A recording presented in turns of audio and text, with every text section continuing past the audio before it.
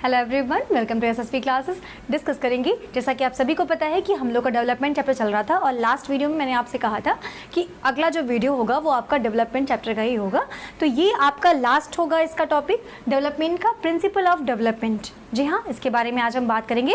तो चलिए, जैसा कि आप सभी को पता है कि ये आपके एग्जामिनेशन के लिए बहुत ही इंपॉर्टेंट टॉपिक है, तो ज़रूर लास्ट तक देखें इस वीडियो को। और एक और चीज़ जो आप भूल जाते हो, आप लाइक शेयर सब्सक्राइब करना भूल जाते हो, तो ज़रूर कर लेना। ठीक है, स्टार्ट करते हैं हम principle of development page. First topic आपका जो है इसमें फर्स्ट है आपका पहला प्रिंसिपल है। यहाँ पे मैं कुछ 10 प्रिंसिपल्स के बारे में आपसे चर्चा करूँगी जो कि आपके एग्जाम में अक्सर करके पूछ लेते हैं कि जैसे विकास रैखिक होता है या फिर स्पाइरल होता है।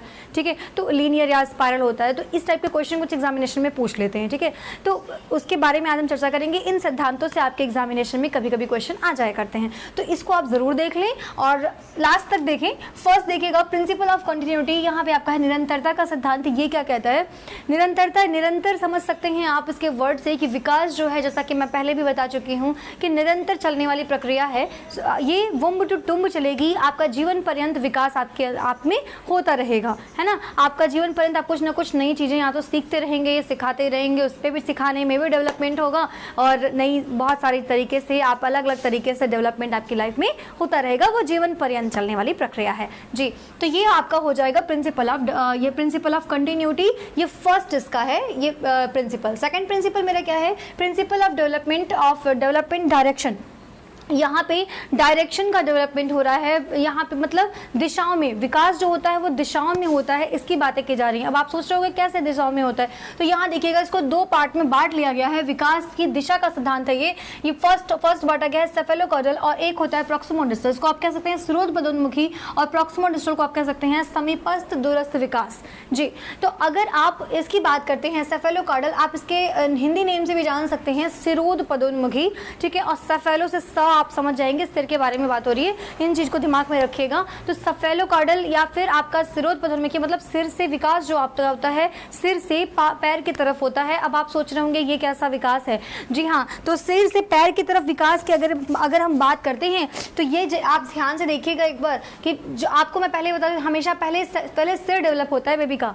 ठीक है, तो सिर डेवलप होता है। और दूसरी बात अगर मैं आपसे कह दूं कि सिर से पैर की तरफ ऐसे लॉन्गिट्यूडनल, सिर से पैर की तरफ यानी विकास आपका कैसा होगा? लॉन्गिट्यूडनल होगा। ठीक है, लंबवत होगा, जिसे आप लंबवत कहते हैं। क्या कहते हैं आप इसे लंबवत कहते हैं। लॉन्गिट्यूडनल विकास आपका होता है। अब आपसे मैंने कहा कैसे, यहाँ पे बच्चे का जो विकास होता है वो पहले उसका सिर डेवलप होता है, धीरे धीरे। आप खुद अगर एक तरीके का एग्जांपल लो तो बच्चे के साथ क्या करते हो, बच्चा पहले सीधे खड़े तो नहीं हो जाता ना, आप वो भी देखते हो। अगर वो बर्थ हो गया बेबी का तो वो आप धीरे धीरे पहले स्टार्टिंग में वो बैठना स्टार्ट करेगा, कुछ महीनों बाद वो धीरे धीरे मतलब पहले क्रॉलिंग होगी, वो क्रॉल करेगा, उसके बाद वो बैठेगा, उसके बाद वो धीरे धीरे कुछ महीनों के बाद या फिर साल भर के बाद वो चलना स्टार्ट करता है। कुछ बच्चे 6 महीने में चलना स्टार्ट कर देते हैं, कुछ थोड़ी देर बाद स्टार्ट करते हैं। तो ये चीज़ें होती हैं। तो आप देखते हो ना, सिर से आपका क्या हो रहा है, पैर की तरफ आपका विकास हो रहा है। आपके पैर मजबूत होंगे, बच्चा मतलब उस बच्चे के पैर मजबूत होंगे और वो चलना स्टार्ट करेगा। ठीक है, और इस तरीके से आप कह सकते हैं सेफेलोकॉर्डल को आप याद रख सकते हैं सिरोध पदोन्मुखी मतलब सिर से पैर की तरफ विकास हो रहा है। सेकंड आपको बताया गया प्रॉक्सिमोडिस्टल सीक्वेंस। प्रॉक्सिमोडिस्टल में क्या है? समीपस्थ दूरस्थ। इसमें क्या होता है? इसमें आप समझिए, इसमें क्या होता है, यहाँ समीपस्थ दूरस्थ आप कह सकते हैं, इसमें केंद्र से बाहर की तरफ कह रहा है कि यहाँ पे विकास जो होगा वो केंद्र से बाहर की तरफ होगा। आप अगर सोचें तो स्टार्टिंग में जब बच्चा बेबी रहता है तो वो पहले वो हाथ पैर नहीं पटक के रोना स्टार्ट करता है। आप देखे होंगे, आपने देखा होगा उसको, वो ऐसे ही रोना मन से, यहाँ से केंद्र से स्टार्ट करता है वो रोना, पूरे दिल से रोता है। उसके बाद वो धीरे धीरे उसके हाथ पैर पटकने वाली धीरे धीरे आदत स्टार्ट होती है ये चीज़ें। तो ये कह सकते हैं कि पूरे वो धीरे धीरे क्या होता है, केंद्र से बाहर की तरफ बच्चे का विकास होता है। ठीक है, तो ये आपका हो जाएगा प्रॉक्सिमोडिस्टल या समीपस्थ दूरस्थ। इस चीज़ों को आप नॉर्मली याद कर सकते हैं, सिंपल सी बात है। थर्ड में आइए प्रिंसिपल ऑफ यूनिफॉर्म पैटर्न। अब यूनिफॉर्म पैटर्न क्या हो गया? प्रिंसिपल ऑफ यूनिफॉर्म पैटर्न, यहाँ यहाँ पे ये बात कही जा रही है यूनिफॉर्म विकास क्या होगा, यूनिफॉर्मली चलेगा। मतलब ये कि ऐसा नहीं है कि इंडिया का बच्चा है तो यहाँ पे अलग तरीके से विकास होगा, न्यूजीलैंड का बच्चा है तो अलग तरीके से विकास करेगा, ऐसा नहीं है। विकास सबके लिए एक बराबर होता है, एक जैसा होता है, इसीलिए इसे कहा जाएगा प्रिंसिपल ऑफ यूनिफॉर्म पैटर्न, जिसे हम फिक्स्ड पैटर्न कहते हैं। ठीक है, क्योंकि फिक्स होता है विकास कि किस तरीके से होगा, ऐसा नहीं, कोई भी बच्चा ऐसा नहीं होगा कि पैदा होते ही वो चलना शुरू कर दे। ठीक है, ऐसा कहीं भी कोई बच्चा नहीं होगा, हर बच्चा धीरे धीरे ही हर चीज़ स्टार्ट करता है। हाँ, ये चीज़ें होती हैं कि उनके ऊपर आपकी हेरिडिटी और आपके एनवायरनमेंट का बहुत ज़्यादा इफेक्ट पड़ता है, जो कि अगले प्रिंसिपल में उसकी बात हम करने जा रहे हैं। ठीक है, ज़रा ध्यान दीजिएगा, 4th में आइएगा। और हाँ, अगर वीडियो पसंद आए तो लाइक शेयर सब्सक्राइब जरूर करते रहिए। यहाँ पे देखिएगा जरा, प्रिंसिपल ऑफ इंडिविजुअल डिफरेंसेस, यहाँ पे क्या लिखा गया है, व्यक्तिगत विभिन्नताओं का सिद्धांत। व्यक्तिगत विभिन्नताओं का सिद्धांत, जी हाँ, अभी आप सोच रहे होंगे कि मैंने अभी यूनिफॉर्म की बात की और अब मैं कह रही हूँ व्यक्तिगत विभिन्नताओं का सिद्धांत। ठीक है, तो डिफरेंसेस कैसे आ गए अगर विकास की बात हो रही है तो देखो, सबसे ज़्यादा अगर इफेक्ट पड़ता है हमारे लाइफ में, सबसे ज़्यादा अगर इफेक्ट पड़ता है तो इन 2 फैक्टर्स का पड़ता है विकास में। वो क्या होता है, एक होता है आपका हेरिडिटी और दूसरा होता है क्या, एनवायरनमेंट। ठीक है, इन दोनों का, हेरिडिटी और एनवायरनमेंट मतलब आनुवंशिकता और पर्यावरण का, हमारे विकास में बहुत ही ज़्यादा उसका महत्व होता है। तो यहाँ पे इंडिविजुअल विभिन्नताएं आएंगी कैसे, देखिए अलग अलग बच्चे में अलग अलग उनके अंदर हेरिडिटी होती है, आनुवंशिकता, जो माता पिता से अलग अलग, जो अपने माता पिता से जो भी उनके जीन्स आएंगे उनके आधार पे उनके अंदर विभिन्नताएं आएंगी।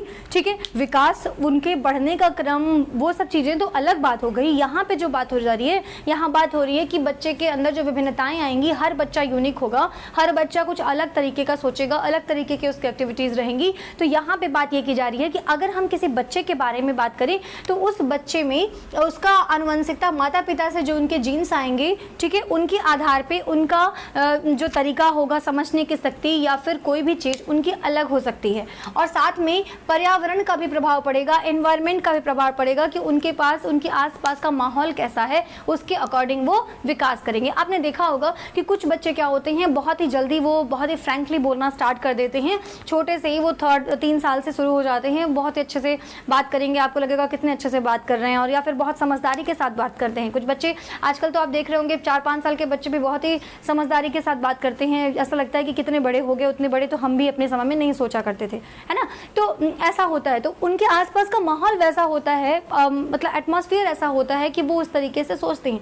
और कुछ बच्चे को आप देखते होंगे कि वो बोलते भी नहीं हैं, 3 साल में भी वो बोल नहीं पाते हैं, बोलते नहीं हैं या फिर शर्माते हैं, ये सब चीज़ें होती है। तो इन्वायरमेंट का बच्चे पे बहुत ही ज़्यादा असर पड़ता है ना। तो हेरिडिटी और इन्वायरमेंट की यहाँ पे बात की जाती है। मैं अगर कहूँ, अगर कोई बच्चे, अगर मैं कह दूं कि आनुवंशिकता की बात अगर करते हैं, हेरिडिटी की बात करते हैं, बच्चा बहुत ही ज़्यादा मतलब माइंड उसका तेज है, उसको हेरिडिटी से, अपना माता पिता दोनों से बहुत ही, उसके जीन्स बहुत उसको जो मिले हुए हैं, दोनों माता पिता दोनों ही बहुत ही ज़्यादा अच्छे हैं।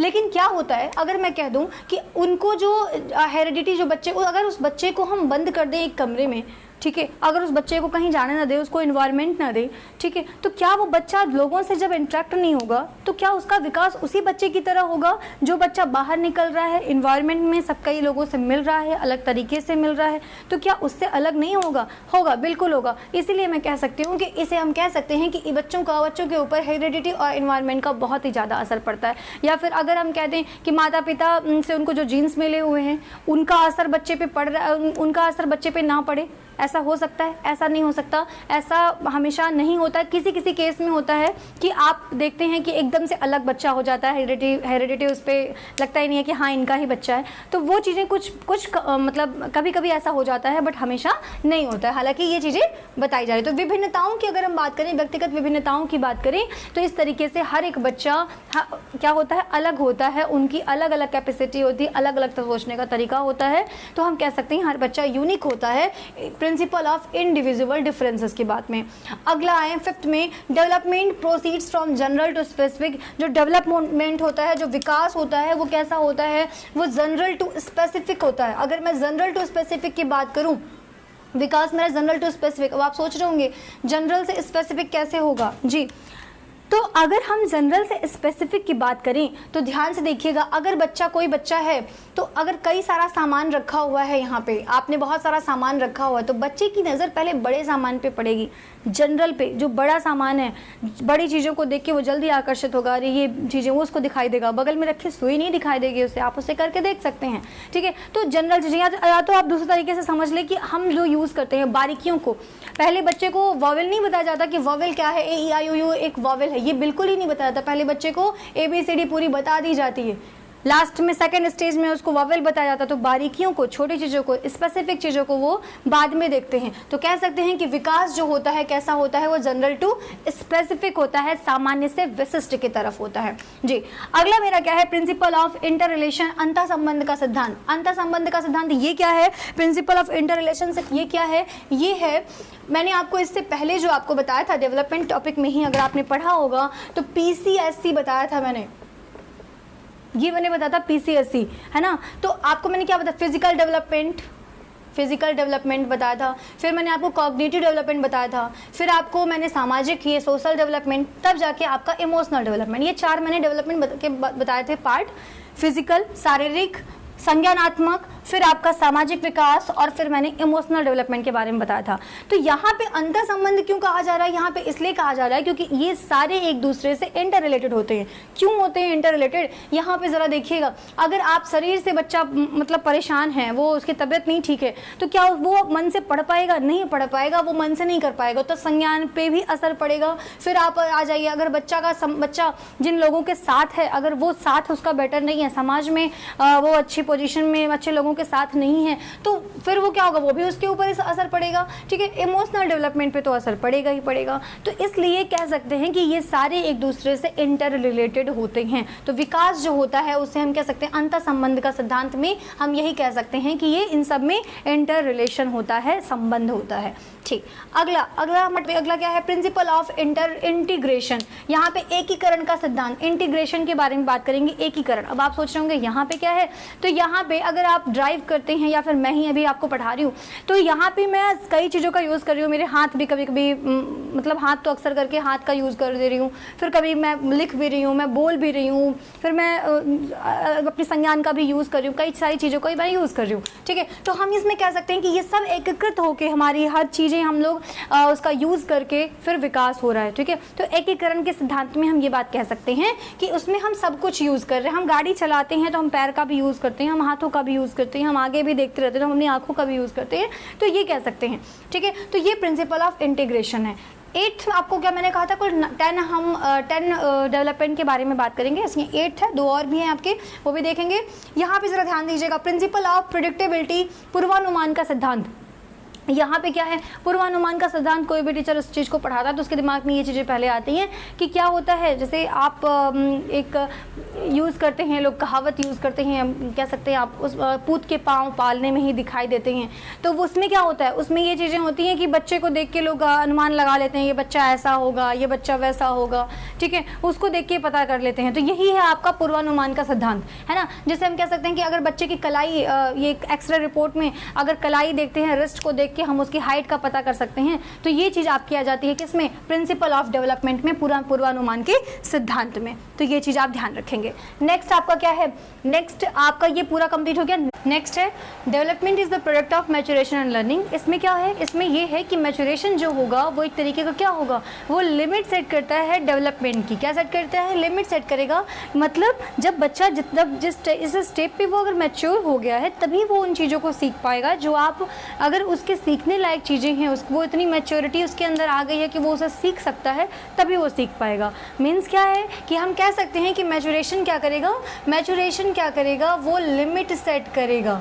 क्या सेट करेगा, लिमिट सेट करेगा आपका कि आप कितना सीख सकते हैं। आप एलकेजी के बच्चे को क्लास 12 की चीज़ नहीं पढ़ा सकते, ठीक है। तो यहाँ पे हम कह सकते हैं कि मैचुरेशन जो होगा वो सीखने के लिए हमें उसका परिपक्व होना, बच्चे का परिपक्व होना बहुत ही ज़्यादा ज़रूरी है, ठीक है। तो ये आपका 9th प्रिंसिपल है जो कि कहता है development is the product of maturation and learning. 10th में आइए, 10th जो इसका प्रिंसिपल है और लास्ट हम लेते हैं, वैसे तो बहुत सारे हैं लेकिन आपको वही बताए जाएंगे जो आपके एग्जामिनेशन के लिए बहुत ही ज़्यादा इंपॉर्टेंट हो।